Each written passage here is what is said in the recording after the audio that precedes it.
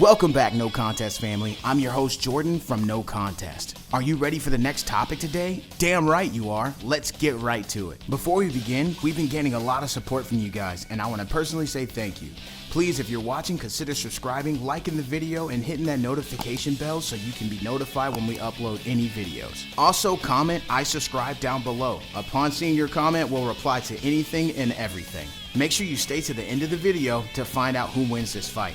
So this is a topic I've wanted to cover for a long time. The Gold and Silver brothers, Kinkaku and Ginkaku, versus the second Hokage. Well, firstly, we need to understand that Kinkaku and Ginkaku were savages. These dudes did not care about the rules at all. So much that these dudes straight up walked up on the second Raikage and Tobirama the second Hokage and just started boxing. For no reason. Literally no reason at all. No warning, no nothing. Now let's note that the Gold and Silver brothers attempted to capture the Nine Tails for their village and somehow got eaten. They survived in the Nine Tails stomach for 2 whole weeks, refusing to be digested, and just started eating Kurama's stomach lining, which is super gross. The Nine Tails ended up puking them up, and they gained Jinchuriki-like abilities, like Stage 1 Jinchuriki cloaks and Stage 2 Jinchuriki cloaks, which is a solid buff. After they got these powers from the Nine Tails, they started feeling themselves and decided to attack the 2 world leaders, managing and almost killing the second Hokage. Did I mention that they did this for no reason at all?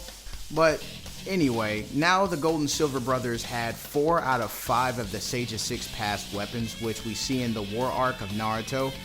These weapons take an enormous amount of chakra to use, and any ordinary ninja would die from using them because of the demand it takes to use them. I'm about to explain these weapons and try to pronounce these weapons the best way I can, so bear with me. Weapon number 1 is the Kokenjo. This is a rope that is wrapped around Kinkaku's arm. By saying the verbal command bind and draw out, it is able to draw out a word soul of any one the rope has come in contact with. It can also generate an aura that can take form of additional ropes, giving it a greater range. Weapon number 2 is the shish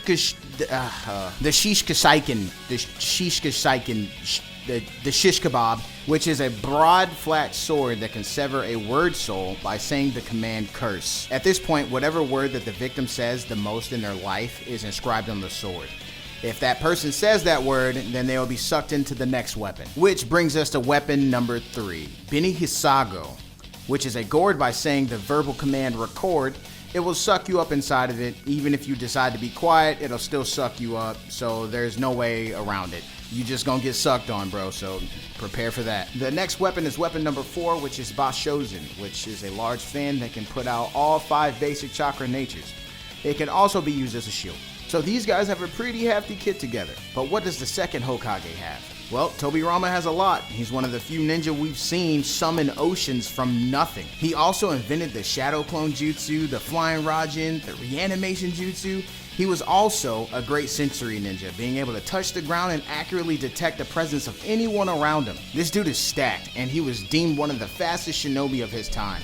He is clearly able to fend off Jinchuriki level threats due to him surviving the Gold and Silver brothers attacking him at once. That's no ordinary feat. So to continue the story, during the first Great Ninja War, Tobirama's team ended up being surrounded by the Kinkaku force, which consisted of Ginkaku and Kinkaku and 20 Jonin level shinobi. Tobirama knew if he continued his squad's course of action that they would die. So he took it upon himself to be the decoy to allow his team to escape. Unfortunately, Tobirama was killed in this ambush.